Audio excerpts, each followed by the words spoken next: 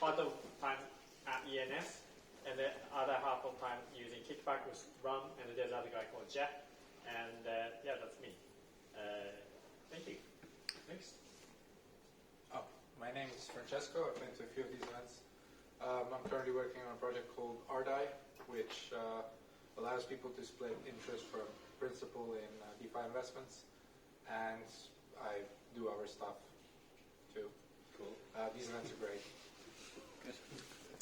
Hi, I'm Tom. I'm an engineer at Aspect, which is a private protocol on Ethereum. Cool. Hey guys, I'm Jamie. I run Ethereum London. What? You need a hackathon. Stop it. I'm Xavier. I do customer support here at Monolith. So yeah, if you have problems with KYC or anything, contact me. Get your approval. Xavier flew over from Miami to join our team, so that's pretty awesome. Yeah. I'm Jacob. I work for Alice, which is doing social impact investment on blockchain. It's my second CodeUP. Thanks. Hi, Brian. I'm co-founder of Makoto, and I do other stuff in my free time. I'm Christian. I work for web3 Labs, doing developer tooling for Java and Android developers, connecting to Ethereum. Hi, I'm Peter. I've been knocking around for a while, interested at the moment in NFTs and crypto art, but some other ideas, but interested in sort of learning about stuff for the hackathon coming up at the end of the month. Hi, I'm Tom. I've just started developing with Ethereum quite recently, and I've been kind of doing a tiny bit on Kickback. That's it. Well, okay. Go for it. My name is Mel. I'm co-founder here at Monolith. Yeah, exciting. It's all exciting. Hi, I'm Rachel. Do you want to go first? Because I can Oh yeah. I can lead it. I mean, my face is not necessary. Just go.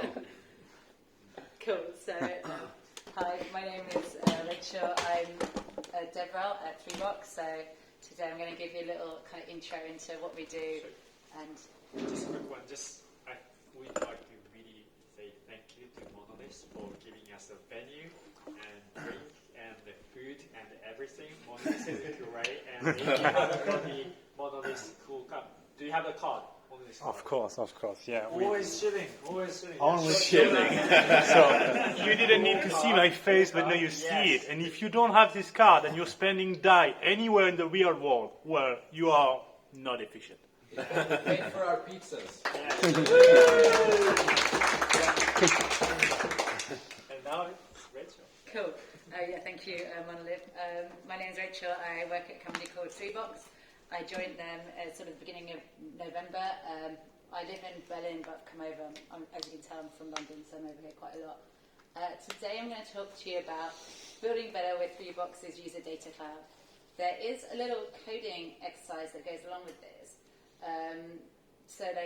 We could actually, do people want to kind of do the workshop, and I'll kind of get through these slides super quick? Because we've got, you can actually download it and npm install whilst I'm talking. So if you go to this URL, if you grab your computers, and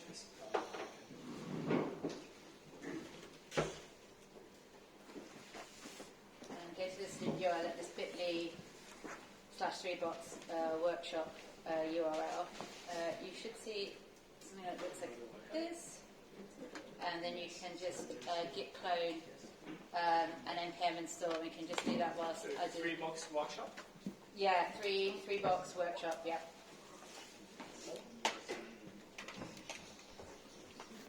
Can I share that link as well? Yeah, of course, please do.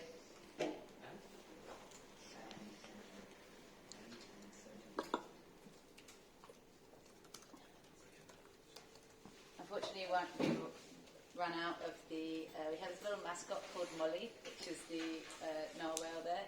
We had some stickers, but it was really popular at Costco, so they all got taken. So next time I'll bring some. I'll go on through a little bit of a blurb, like the to the workshop is at the top there, so if anyone misses it, yeah, and if you get into the workshop, if you just git clone and then npm install, we'll go through the rest in a minute. But yeah, I guess this is our kind of our problem. User data is broken on the web. This is something that pretty much everyone in this room will know. I'm sure most people, outside of this room know this, that things aren't really working in terms of user data.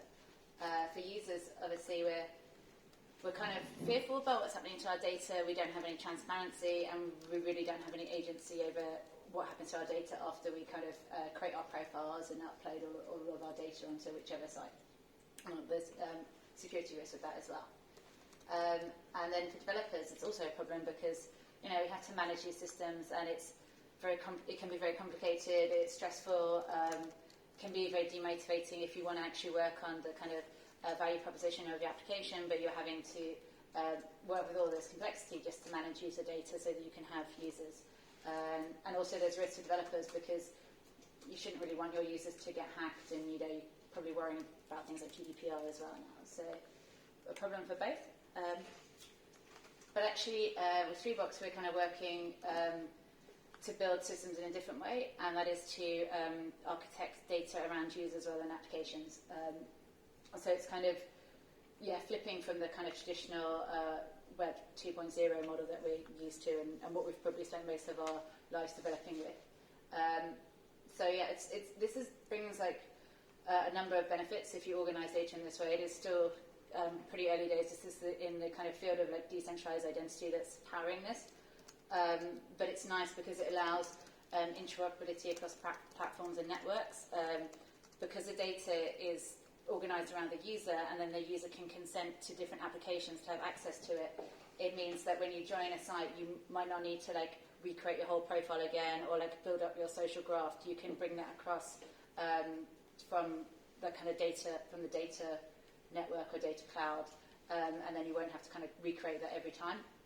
You can do this distributed storage, and that's what we do at 3box. We use IPFS for our storage. You can have like more granular access control. So you probably would decide that some applications you want to expose a small amount of your data to, but some others you might want to give much more of your profile. That could be your choice basically. This is all working with kind of cryptographic security. So we're giving users cryptographic control over their data. And powered by decentralized identity. So coming on to 3box. So 3box distributed user data cloud is doing the hard work for you. So trying to take away some of that pain away from kind of managing user data. This is a very high level overview of our architecture. So we're working with a lot of existing systems. So we work with Ethereum wallets, so you can work with whether it's MetaMask, Borders, Web3, and then we're storing our data on IPFS. We're using OrbitDB, which gives us like a database layer on top of the file storage that IPFS gives us. We also we have libp2p, so we have another API which isn't persisting things, which is just a ghost messaging API as well, so you can have some peer-to-peer messaging as well.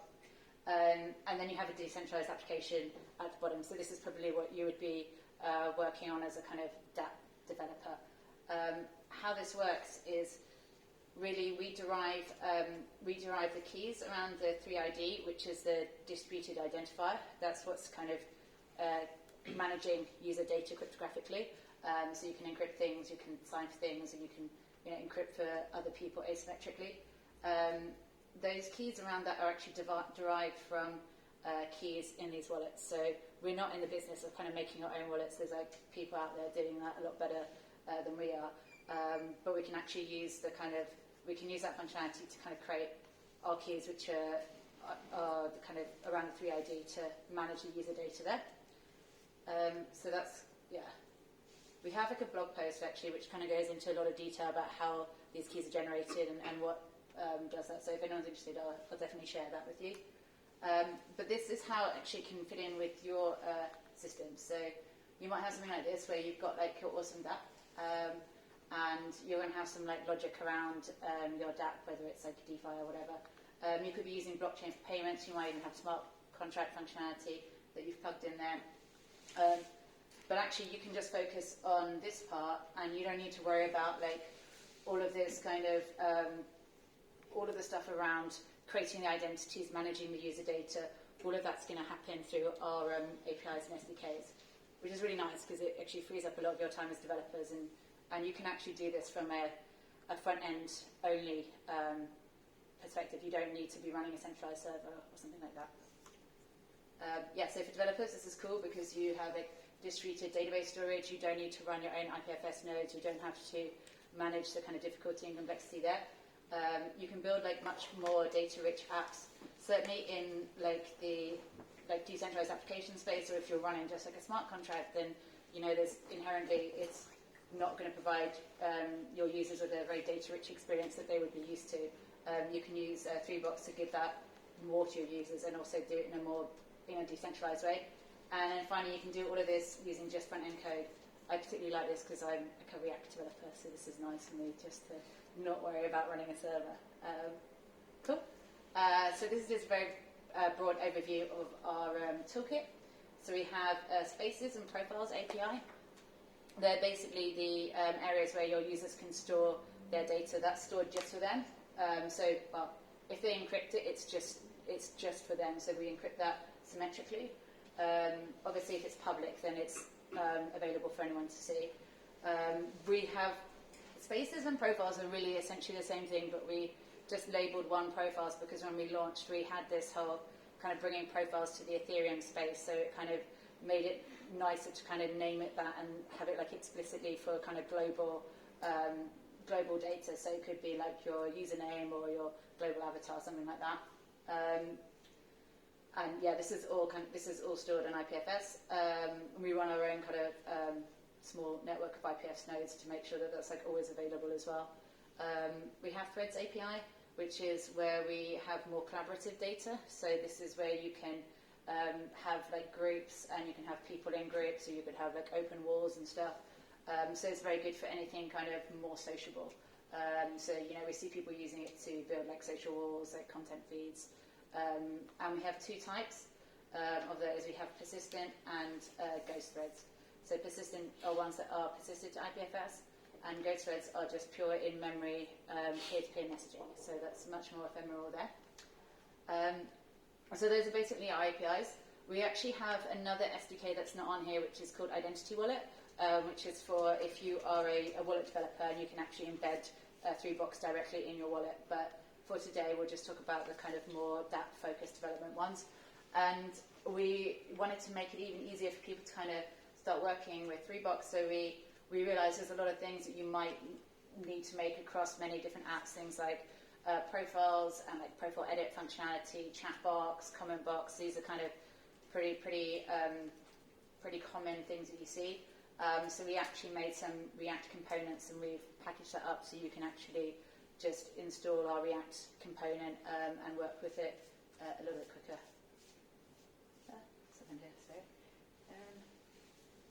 Cool.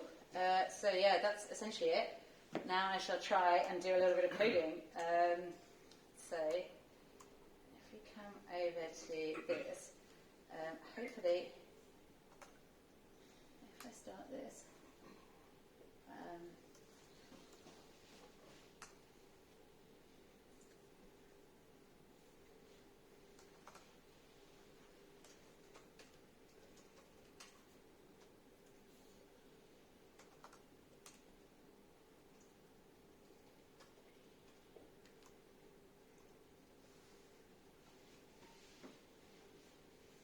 Okay, cool.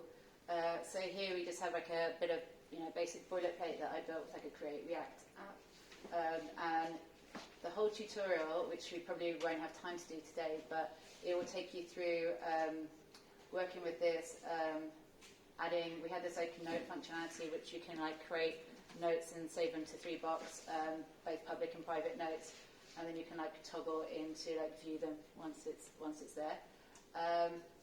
But first of all, we can see, so this boilerplate, it's been if we go to home actually, it's connected with web3 to MetaMask, and it's enabling the provider that MetaMask is injecting into the front end, and then it's just getting a address from there, and it's printing it out. But as we can see, it looks really pretty ugly. So the first thing that we can do just to work with this, and this is working with one of the plugins that Freebox have, which is our profile hover component.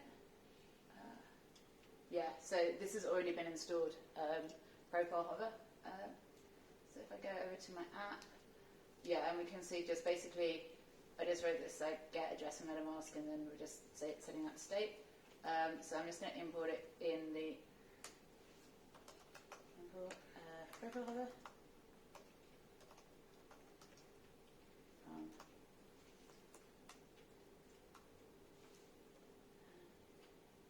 Then if I go down to, okay, yeah, so here, this is where I'm printing out my hex code, and it's looking pretty ugly. I'm just going to replace this H2 with the profile hover component, and it just takes the Ethereum address as a attribute called address. And then if I save that, cool, so we can see actually now it's just pulling in my profile there as well. I'm just going to open up this as well. So we basically built this site called 3Box Hub, and it was kind of essentially like a dog feeding exercise for us. We needed to test our stuff, but it does actually allow you to kind of edit your profiles. You can bring in the functionality to edit. You know, some people might be like, oh, well, I don't want my users to be going to your site to update my profile. You can actually like add this functionality into your site, and we have a component to do that as well. But it's kind of easy, especially the first time you go, just to go there and do that. And there's also some other attributes on this. Like, if you read our docs, there's quite a lot. But so we could, I think it's show name, and we can actually get it to print out my username. So hopefully, cool. Yeah. So this is my username, and then if we go here, we can actually see this is where I set up my profile and I changed my background. So if you're completely new to this and you're probably seeing a more plain profile because you haven't yet set your 3Box profile, you can actually go here and like change stuff here. I can change the emoji. I think it's edit profile. Yeah. Let's go for shock. Cool.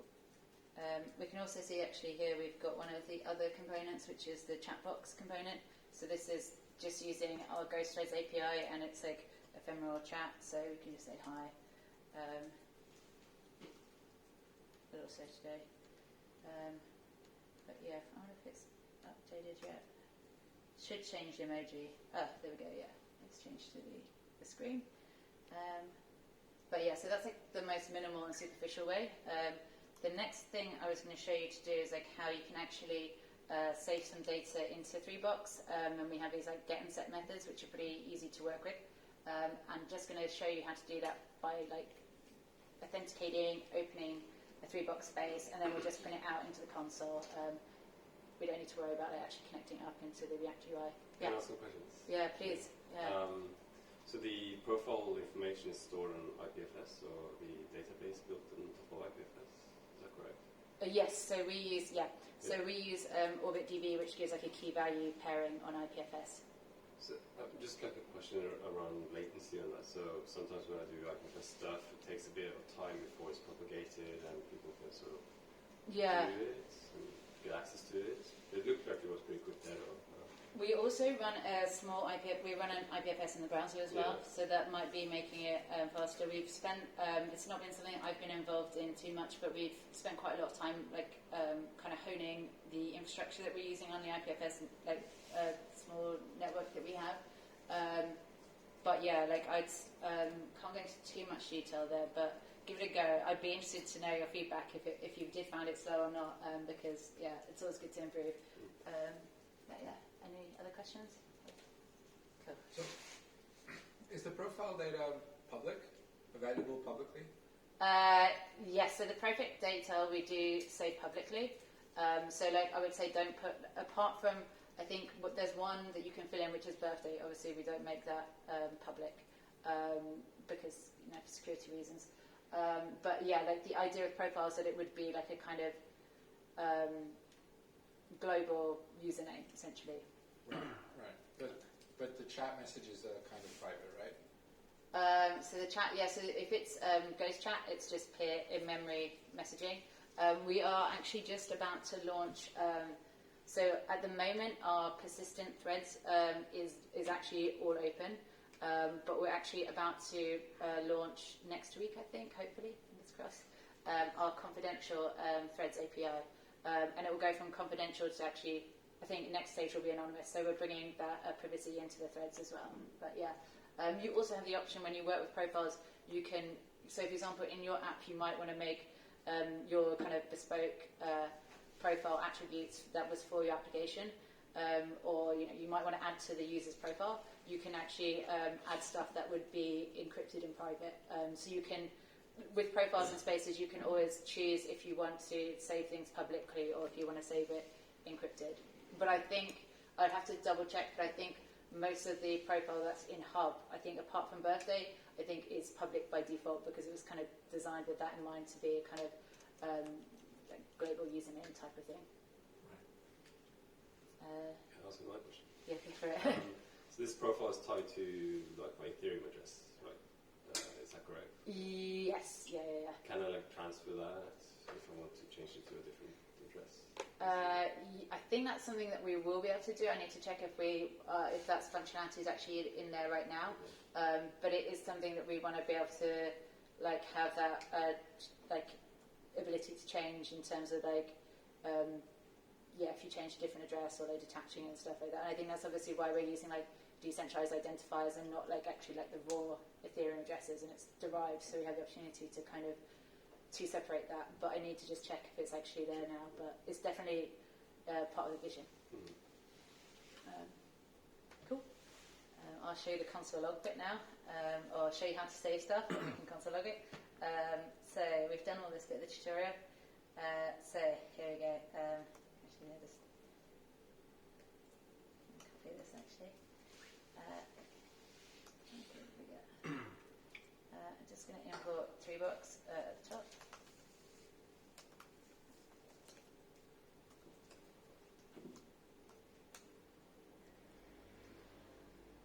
And then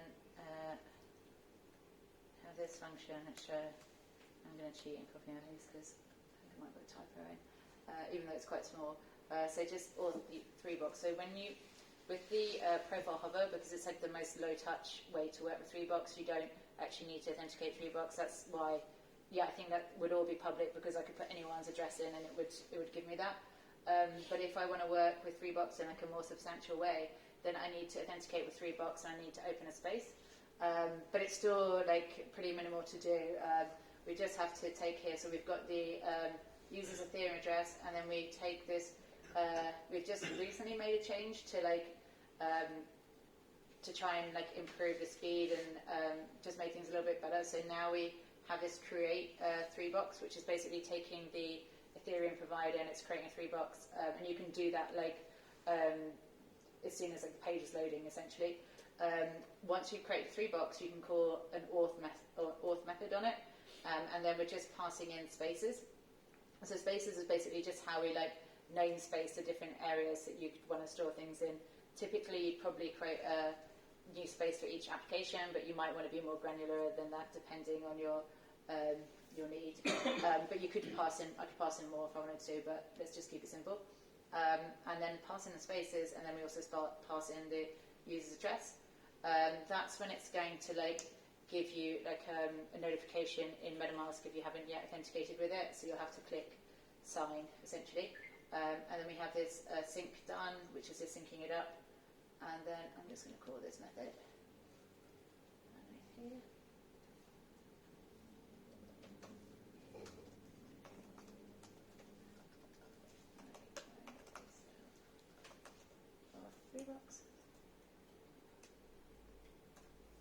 So after we've authenticated the 3 box, the next stage is to open a space, which is it's just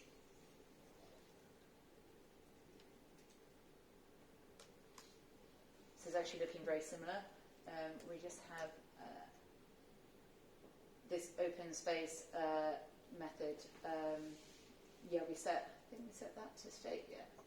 So we open the space and then we pass in the name of the space that we're going to open. So let's just open the 3-box, and now we have a space. Once it's synced, we have it like ready and it's in React state, and we can start actually setting stuff to it. So now let's set some data to it. So I think, await.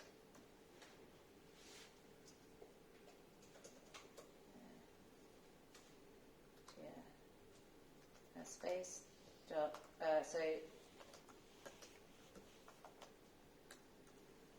Yeah, so we'll just call like await space public set, and because we're using OrbitDB, we just need to pass in 2 arguments, and they act as the key value here. So I can just say like test would be the key, and then I can just add the hello world as the value there, and then likewise for just to make it private, it's going to be private rather than public. We can use the same key across public and private, so I'll just call it test also. So yeah, that's all you need to do to actually start storing some data into our system or onto IPFS via 3-box. And then if we wanted to retrieve it, then it would just be instead of set, we'd just be doing a get. So I'll just have a public message equals await. Obviously, it's going to be async, so we'll use like await in this case. Public get test, and let's do the same for the private one. Private. Oh, what am I doing here? Private message. Await.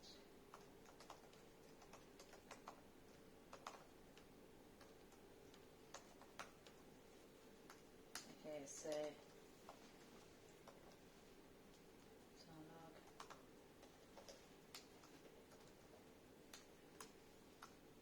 Now if I save this, fingers crossed, when I go back over, we'd actually see that log out.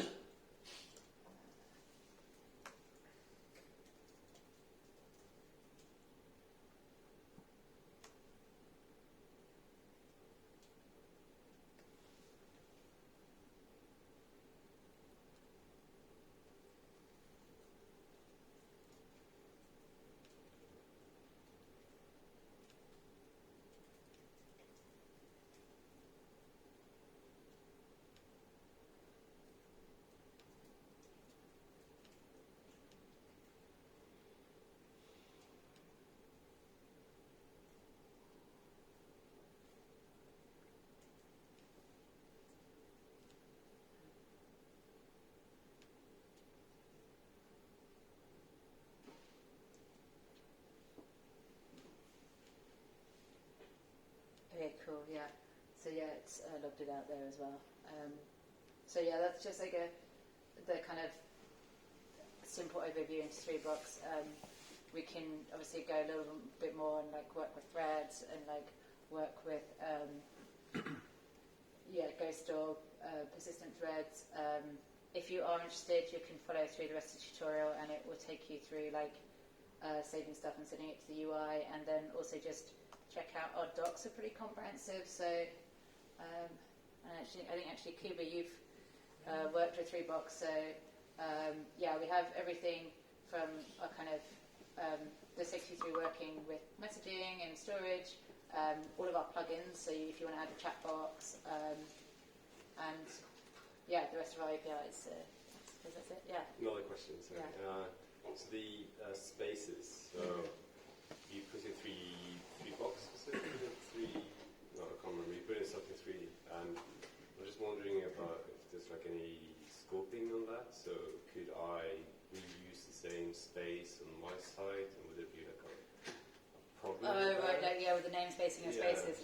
Yeah. Yeah, so this is something actually, like at the moment, so spaces would be namespace per user.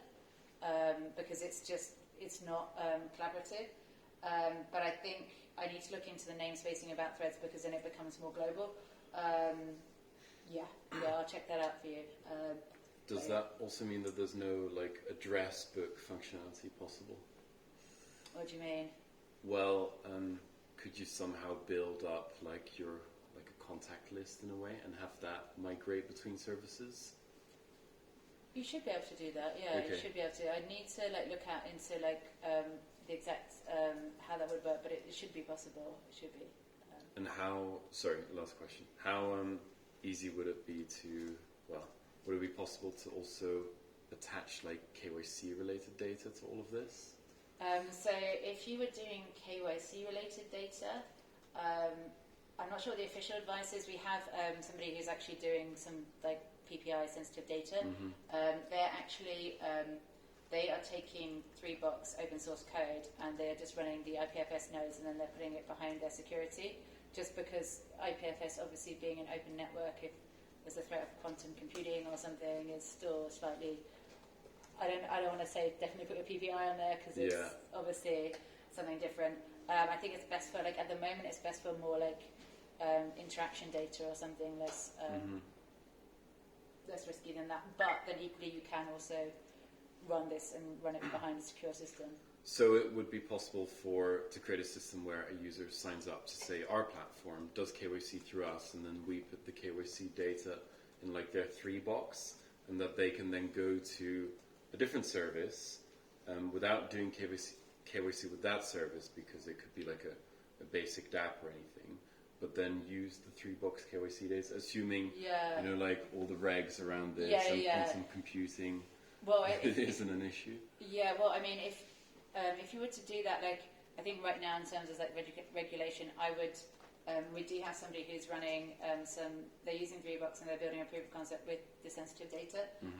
They've just basically taken our code and our nodes and they're just running it, but they're putting it behind security. But then, if you provided that and you supported it, it would be available for other apps to use when the user's kind of cryptographically signed for it. If you put that behind your firewall, is there a point using IPFS and all that stuff? Well, I guess you could say, you could say, you could just run your own database, but then, like, if you are doing this and you are using 3-box and you're not, like, hacking it, then it means that you can't actually access it. You can't access it as the app developer. You know what I mean? So it should, it gets kind of,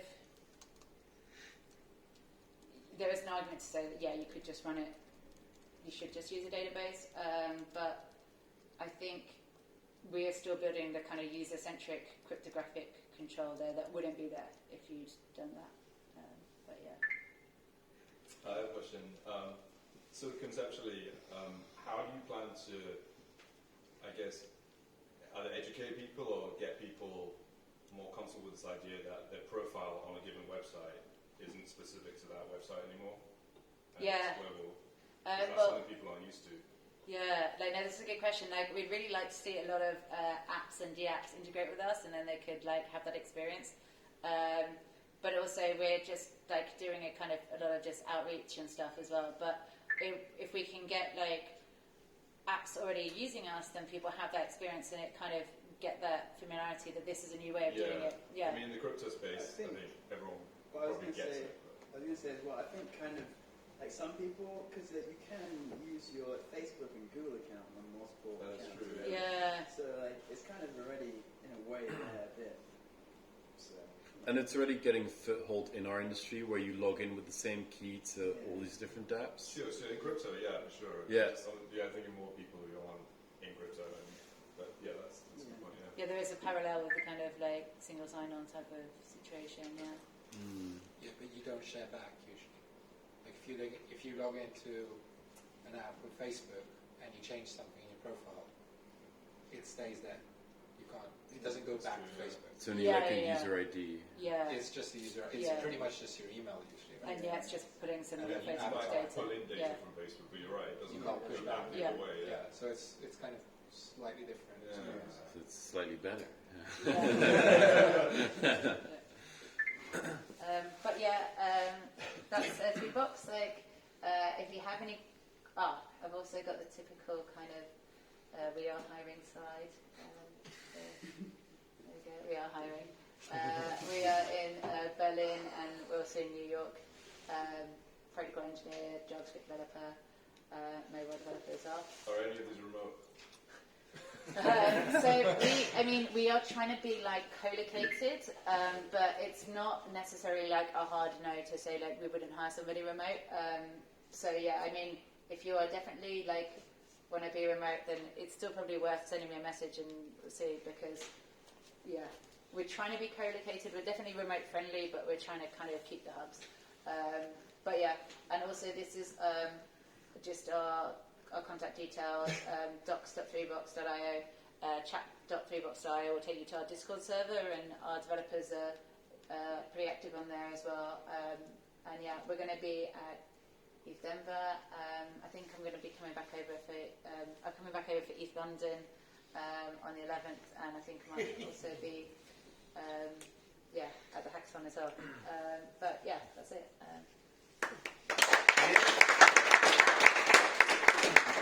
So just one last question. Second speaker was Yeah.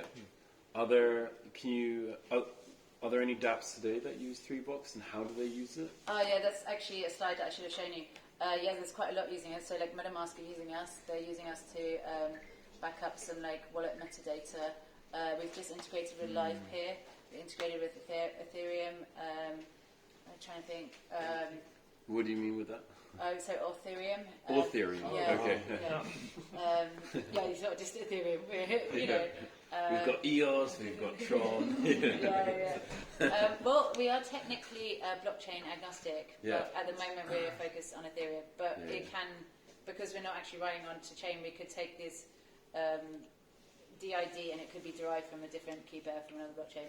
Yeah. But that's another Absolutely. story. But yeah, who's up next? We might have some luck